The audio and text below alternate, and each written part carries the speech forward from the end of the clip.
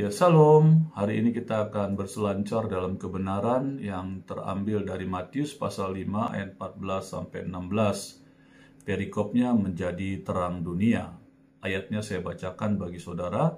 Kamu adalah terang dunia. Kota yang terletak di atas gunung tidak mungkin tersembunyi. Lagi pula orang tidak menyalakan pelita lalu meletakkannya di bawah gantang, melainkan di atas kaki dian, sehingga menerangi semua orang di dalam rumah itu. Demikianlah hendaknya terangmu bercahaya di depan orang, supaya mereka melihat perbuatanmu yang baik dan memuliakan Bapamu yang di sorga.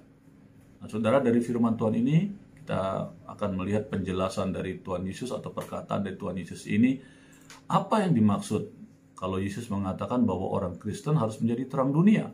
Nah, kita belajar tentang terang itu. Yang pertama, terang itu adalah sesuatu yang untuk dilihat.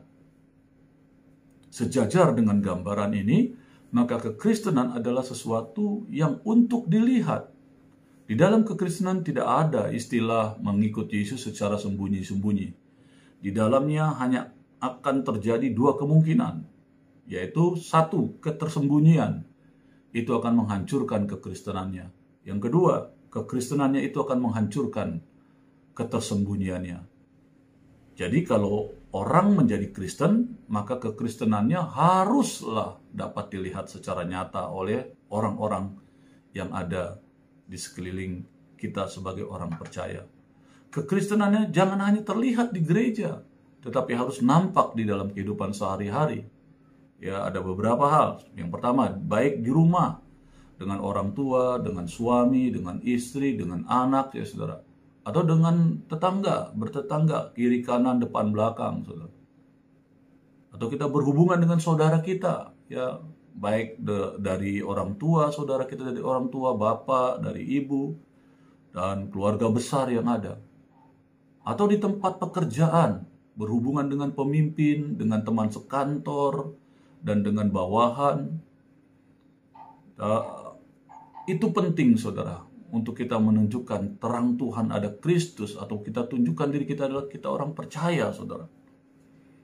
Sebagai usahawan atau pebisnis, saudara berhubungan dengan klien, saudara harus tunjukkan saudara seorang usahawan yang takut akan Tuhan.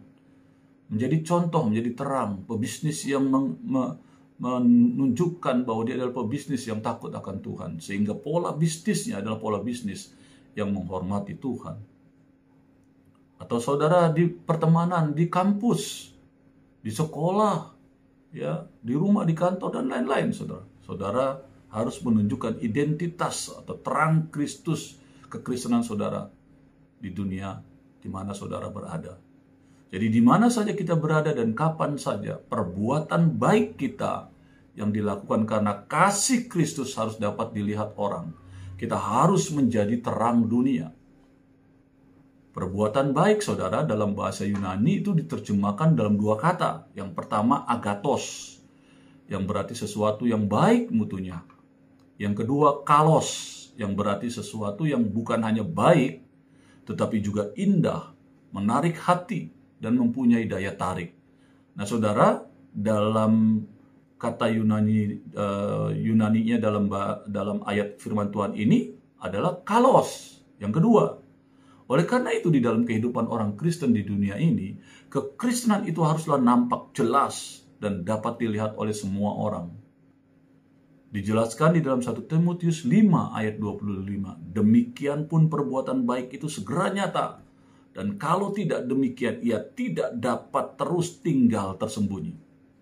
Filipi 4 ayat 5 menyatakan demikian. Hendaklah kebaikan hatimu diketahui semua orang. Nah, saudara, pengertian terang yang kedua. Terang itu adalah penuntun. Orang Kristen haruslah dapat menjadi jalan dan terang bagi orang-orang lain.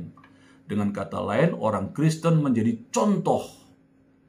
Tugas setiap orang Kristen adalah berdiri tegak, menunjukkan atau mengambil sikap agar saudara-saudaranya yang lemah mendukungnya. Ya, tugas orang Kristen adalah memulai sesuatu agar saudara-saudaranya mengikutinya. Dunia ini memerlukan terang yang memberikan atau petunjuk dan bimbingan. Sekarang ini banyak orang yang menunggu serta merindukan seseorang yang berani memulai menjadi terang, mengambil sikap dan melakukan sesuatu yang mereka sendiri kurang berani melakukannya. Nah, di dunia ada contoh-contoh tentang pentingnya penerangan itu, saudara. Untuk menjadi pembimbing, ya, untuk orang supaya jangan salah jalan. Yang pertama adalah mercusuar, saudara. Saudara tahu di dalam dunia kelautan, saudara, mercusuar itu sangat penting, ya. Ya, mercusuar itu ditaruh di sebuah tempat, ya, di tepi pantai atau karang yang terjal, yang berbahaya, yang tidak mudah terlihat oleh kapal. Nah, mercusuar itu dibuat di situ, saudara, dengan lampu yang ada yang tinggi, sehingga kapal-kapal yang melewati wilayah itu atau malam hari bisa mengetahui ada mercusuar, berarti jangan mendekati wilayah itu karena wilayah itu adalah tempat yang berbahaya. Ada karang yang bisa meruntuhkan atau menenggelamkan kapal yang dibawa. Atau saudara, lampu, ya, di tengah jalan, saudara, malam hari, saudara, kalau kita berjalan, kalau nggak ada lampu kita bingung, saudara, gelap. Tapi oleh pemerintah dibuat lampu-lampu penerangan di jalan-jalan. Itu untuk membimbing saudara supaya saudara bisa jalan sampai ke tempat tujuan.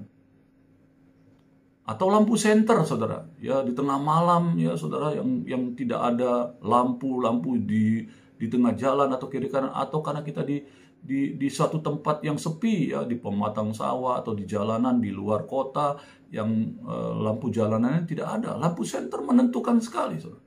Dengan lampu senter saudara bisa terbimbing, bisa melewati jalan yang ada setapak demi setapak melalui pencahayaan dari lampu senter. Seperti itulah pengertian tentang pentingnya terang. Ya, karena terang itu untuk memberi peringatan. Ya, dengan adanya terang, dia bisa menjadi peringatan. Ada sesuatu di depan atau di sekitar kita, melalui terang kita bisa tahu. Jadi orang Kristen itu harus mempunyai, ya, kemampuan atau tugas untuk memberikan peringatan kepada sesamanya ketika mereka melakukan hal-hal yang tidak tepat, melanggar perintah Tuhan. Orang Kristen harus berani menyatakan ini tidak benar dan ini benar. Tetapi sering ada orang yang berkata, aku tidak akan pernah ada di dalam situasi yang sangat buruk seperti ini jika saja engkau pernah memberitahu aku. Jadi ada orang yang mengeluh karena mereka terjerumus karena mereka nggak tahu, karena tidak ada yang memberitahukan. Ya saudara, di dalam Roma 10 ayat 14 dikatakan, tetapi bagaimana mereka dapat berseru kepada Tuhan, kepadanya, jika mereka tidak percaya kepada Dia? Bagaimana orang bisa percaya kalau tidak ada yang memperkenalkan tentang Kristus? Bagaimana mereka dapat percaya kepada Dia jika mereka tidak mendengar tentang Dia? Jadi untuk percaya, dia harus mendengar.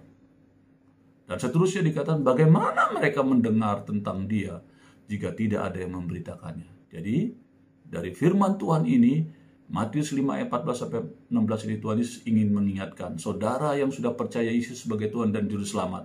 Mari saudara sudah terang, jadi contoh, jadi teladan di mana saudara berada, baik di pekerjaanmu, usahamu, di kantormu, di rumahmu. Kalau engkau anak-anak muda yang sekolah, ya, baik di SD, SMP, tempat perkuliahan, saudara harus menjadi terang.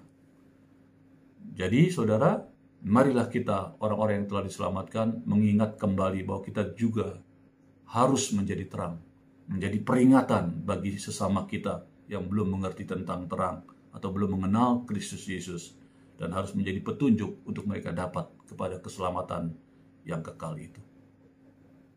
Amin.